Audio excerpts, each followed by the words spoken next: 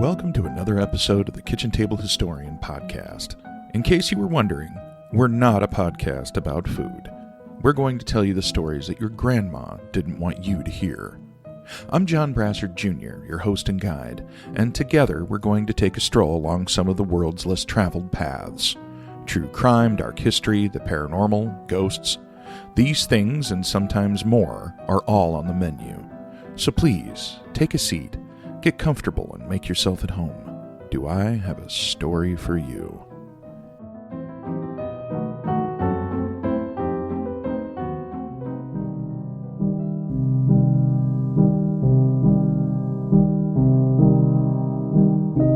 Carefully, the fireman removed the man from the fuselage.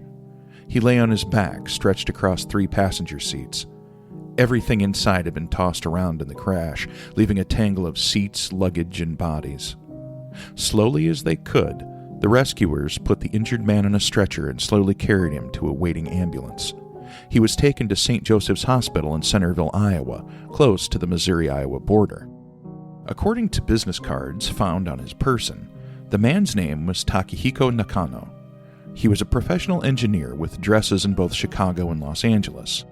90 minutes after being pulled out of the terrible plane crash that had already taken 44 other lives, Nakano passed away. He was only 27 years old. Earlier that night, Nakano had boarded Continental Airlines Boeing 707 Flight 11 in Chicago. It was a routine flight that had a brief layover in Kansas City before continuing on its way to Los Angeles. As they had flown over Centerville, Flight 11 was hit by something with tremendous force.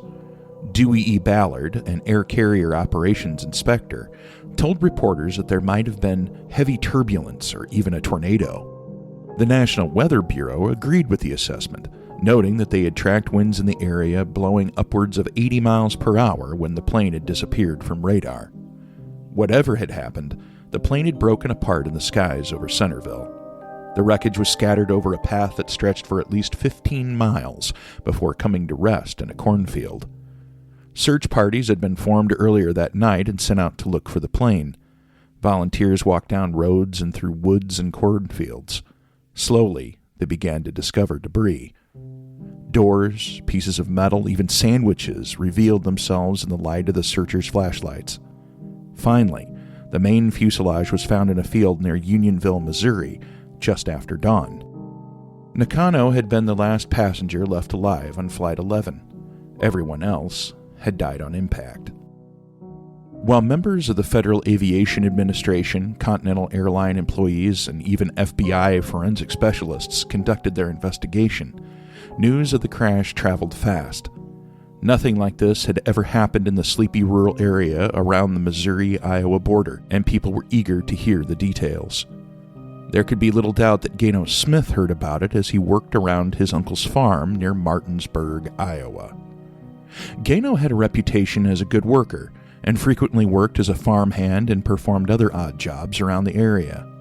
He was a very quiet man, but still polite, soft-spoken, and generally well-liked. His parents had divorced when he was about 12 years old, and he had gone to live with his mother after it was finalized. Over the next few years, Gano and his mother moved around a lot, living in Illinois, Iowa, and Nebraska. Gano played football and basketball through high school and stayed out of any major trouble. Academically, he performed poorly, but was very good working with his hands. In 1956, he graduated from Blair High School in Nebraska, then joined the Marine Corps. After serving for 10 months, Gano received a medical discharge and left the service. By 1961, he was living with his father and stepmother in Hedrick, Iowa.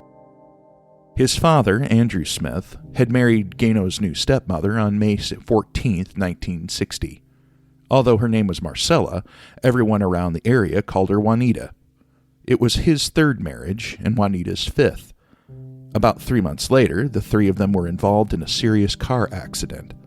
While Gano came through with only minor injuries, Juanita had severe damage done to her mouth. She stayed in the hospital for a short time and then was released.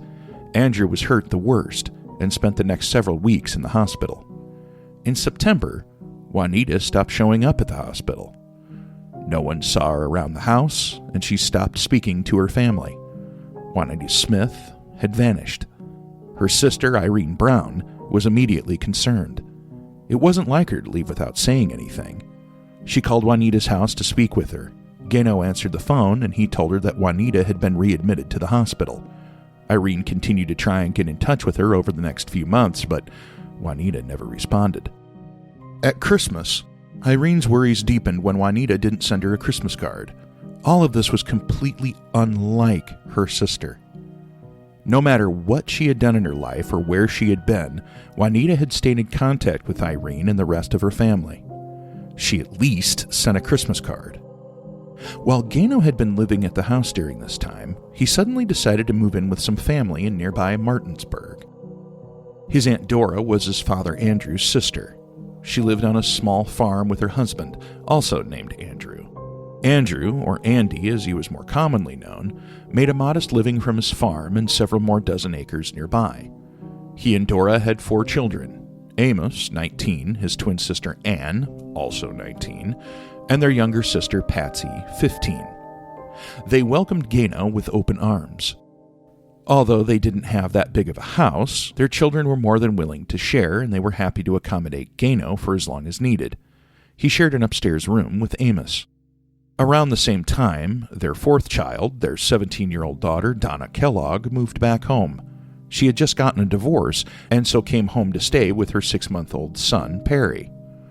Juanita Smith was still missing. No one had seen her since the previous September. Andrew Smith figured that she had decided to leave him. After spending 6 months in the hospital and not seeing his wife for several months, he filed for divorce. Juanita didn't show up to the divorce hearing. This was the biggest red flag yet for Irene. This would be Juanita's 5th divorce. She had always shown up to the hearings without fail. There was no way that she was going to be divorced and simply let her soon-to-be ex-husband have the only say in the proceedings. There was something wrong about Juanita's disappearance, but Irene couldn't figure out what it was.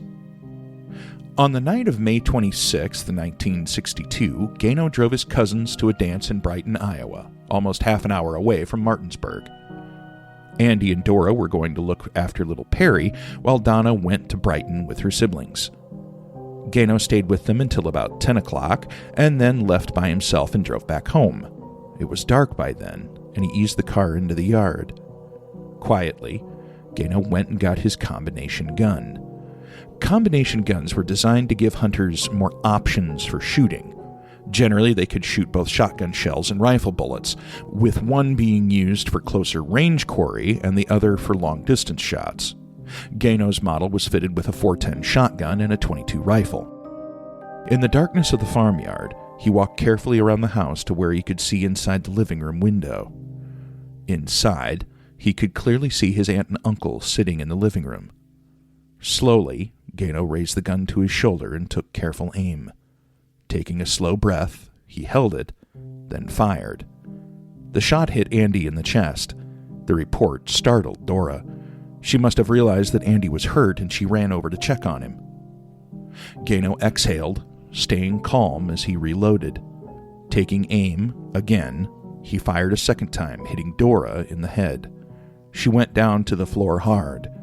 Gayno fired one last time, hitting Andy in the head. Walking inside, Gayno put down his gun and checked the bodies. They were both dead. He dragged the bodies to a wood-framed, unattached garage near the house. When he was finished, he went back inside and made a half-hearted attempt to clean up the bloodstains on the floor with some old newspapers. Next, Gayno went to the fuse box and pulled a few fuses, killing the power to the house, leaving it engulfed in darkness. Satisfied, he got back into his car and drove back to Brighton. He arrived about 12:30 p.m., a half hour after the dance had ended. His cousins were already waiting for him. Asking where he had been, Gayno replied, "I've been to Fairfield, just playing around." On the way back to the farm, it began to rain. It came down hard as jagged bolts of lightning lit up the sky. Stopping at a local diner, Gayno bought his cousin sandwiches and sodas. While they ate, he kept playing the song "Cold Dark Water" repeatedly on the jukebox. It was a song about a love affair gone bad. After they got back to the farm, the girls quickly discovered that there was no power. They must have figured that it had been knocked out by the storm. It wasn't the first time that this had happened, and the girls began to gather candles. Amos was still in the garage. As he was walking through, he saw something lying on the dirt floor. Squinting his eyes against the darkness, Amos could just make out what it was: the bodies of his mother and father. Almost at the same time, a shot boomed like thunder from the house. Anna fell to the living room floor, dead, shot in the back by Gayno, her beloved cousin who had just bought her dinner. The remaining Macbeth children scattered, running and hiding in the house as Gano began hunting them through the dark, gun in one hand and flashlight in the other. One at a time, Gano stalked them, shooting at anything that he thought might have been them. One of these shots hit Patsy in the shoulder, wounding her. Gano found Donna upstairs near her son. Smith mercilessly shot her twice, once in the chest and again in the head. She fell, dead, within arm's reach of the infant. Finding Amos, Smith's shot grazed the 19-year-old's head. Amos fell, but quickly got back to his feet. He ran outside, trying his best to get away. Gano followed him, leveling his gun at him. From inside the house, Patsy heard Amos pleading with his cousin. "Please don't shoot me, Gano." A moment later, she heard another shot. Patsy knew that this was her chance. She fled through the house and out the back door, running as fast as she could through the rain and the night. Flashes of lightning shot across the sky as she made her way down the lane and into the road. Her breaths came in panting gasps as she ran, her feet slapping against the muddy road. Patsy heard Gano's car start in the yard and dared to glance back. She saw the headlights of Gano's car come on, and she knew that Gano was coming after her. Patsy knew that she couldn't stay on the road, so she ran out into a nearby field. Through the pouring rain, Patsy fought through thick brush and fencing for over a mile until she reached the home of Emma Northrup, a family friend who lived nearby. Running to the door, she knocked as loudly as she could. The entire time, Patsy was terrified that Gano would hear her and come pulling onto the driveway. At first, no one answered. Patsy began calling out for help. Finally, Northrup opened the door. As soon as Patsy saw her, she said, "Gano shot them all." Comforting the young girl, Emma brought her into the house and called the police. Patsy also called her uncle, Furman Macbeth, Andrew's brother. Furman had been a town marshal for over 20 years. He had seen violence of all kinds before. He was no stranger to the aftermath of suicides and domestic abuse. He got into his car and drove to Andy's farm. As he pulled up into the yard, he saw that all of the lights were off. The only light came from brief flashes of lightning. Stepping out into the rain, he walked to the garage. Furman had been there several times before and was confident finding his way through the dark. Inside, he found the bodies of Andy and Dora. He stepped outside and began to walk toward the house. As he made his way to the front door, Keokuk County Sheriff John Wallerick arrived. After a brief exchange, the two went into the house together. Wallerick found the children. Upstairs, he found 6-month-old Perry, still asleep. Picking up the baby, he handed him to Furman. Almost in a daze, Furman Macbeth walked through the house and grabbed a blanket from the living room chair. Carefully, he wrapped Perry in it and went back to his car. As he drove home, Furman suddenly smelled blood. After a moment, he realized that the blanket Perry was swaddled in was soaked in blood. Without thinking about it, Furman had grabbed the blanket from the chair his brother had been murdered in just a few hours before. When he got back to his house, Furman was in shock. He gently handed Perry to his wife, then told her and his sons what had happened. Before long, other officers had arrived at the Northrup farm and the Macbeth home. They found the bodies of the Macbeth family in a dark house covered in bloodstains and with bullet holes in the walls. As Patsy gave a full account of what had happened that night, police began looking for Gano. The next day, Smith's car was found abandoned along the county road 2 miles east of Unionville, Iowa. The area was surrounded by miles of farm fields and timberland, riddled with abandoned houses and buildings. The police had no doubt that Gano was hiding somewhere out in it. Search parties made up of local law enforcement were formed to find him. Thanks to so many police involved with the crash of Flight 11, officers from other departments and the Iowa Highway Patrol were also able to join in the search. Some officers traveled down back roads and highways, while others wandered through the thick timber looking for any signs of Smith. People were terrified. Some left the area, wanting to stay clear of any kind of trouble. Others stayed at home, keeping their guns loaded and close at hand. Many of them had sleepless nights as they kept up a constant vigil through the late-night hours. The searchers moved methodically from house to house, building to building, eyes wary and weapons drawn. After they were finished at each property, they marked the mailbox with an X in yellow chalk to make sure that they didn't search the same place twice. Their only fear was that Gayno would backtrack and come back to a property that they had already searched. Early on the morning of the third day, a local farmer noticed fresh footprints in the mud on his property. Together with another local, they followed the tracks for nearly 5 miles to the property of Paul Matheny. Deciding that they had gotten close enough, the two men called the police. 12 officers arrived a short time later, following the tracks into a barn. Inside, they noticed mud on the ladder that led up to the loft. They were positive that they had just found Smith. There was no cover around the barn where he could hide. If he tried to run out, the officers had no doubt that they would see him. They called out to Gayno to surrender, but received no answer. 2 of the officers, Richard Smith and Lowell Harris, entered the barn. Officer Smith, armed with a submachine gun, climbed the ladder first. Harris followed closely behind with a shotgun. They found Smith partly covered with hay in a corner. He was unarmed, his shotgun nowhere to be found. He offered no resistance as they handcuffed him and led him out of the barn. Loading him into their car, they drove him to the Keokuk County Jail. When Sheriff Wallerick talked to him, Smith seemed almost completely unfazed by the events of the past few days. Apart from being very hungry, he seemed little the worse for wear. After eating a large breakfast, he told Wallerick that he had lay hidden in the brush while police officers searched for him. On several occasions, Smith said that they had been no more than 20 feet away. Gayno explained that he had hidden in abandoned barns, sheds, and empty houses. He also said that he had kept the shotgun during that time, justifying law enforcement's cautious approach. He finally got rid of it, but wouldn't tell Wallerick where he had left it. He would only say, "If it rains, the gun will get wet." Gayno denied that he had killed anyone.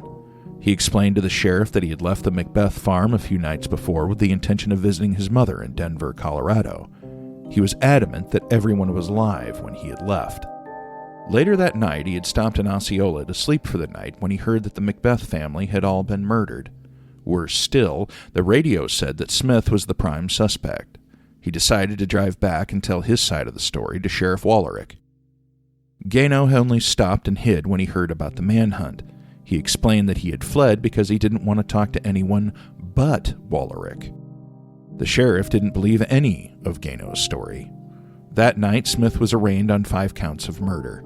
Gayno pleaded not guilty to each of the charges. For the next several days, Sheriff Wallerick questioned Gayno about the murders. Patsy Macbeth had clearly identified him as the killer. No one had any doubt that she was telling the truth. Finally, on June 5, 1962, Gayno Smith confessed to the murder of the Macbeth family. He told Wallerick that he wouldn't lie to him anymore, but he also wasn't going to talk about anything that he didn't want to either. Generally, Wallerick and Richard Carmichael, a member of the State Bureau of Criminal Investigation who was assisting with the interrogation, had to ask Gayno questions. Smith would then respond with one of 3 answers: yes, no, or won't answer.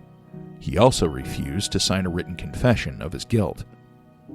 His story collaborated with everything that Patsy had told them. He explained how he had done everything, including pulling the fuses from the box in the house to keep his cousins in the dark. When police went looking for where Gayno had told them he had hidden them, they found them exactly as he had said.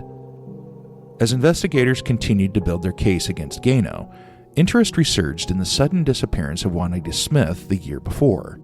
Irene Brown certainly hadn't forgotten. After Gayno's confession, Irene and her brother, John Valindingham, went to Juanita's house themselves. Her car was still in the driveway, and she had left a family photo album that Irene knew Juanita would never have abandoned. Even more alarming was that Juanita had left her dentures behind. After the car accident, the insurance company had paid for Juanita to have dental surgery and fitted for a set of dentures. Why go through all of that trouble and pain just to, more or less, throw them away?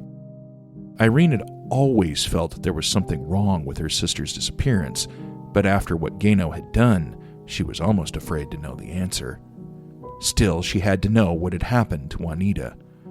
Gathering herself, she called the police and talked to them about her concerns. Sheriff Wallerick came to Hedrick and searched the house, but everything seemed to be in order. A certain portion of her clothes were missing, seemingly indicating that she had left. There certainly wasn't any open indication of foul play. Regardless, Wallerick agreed with Irene. There was something odd about all of this, especially with Gayno Smith involved.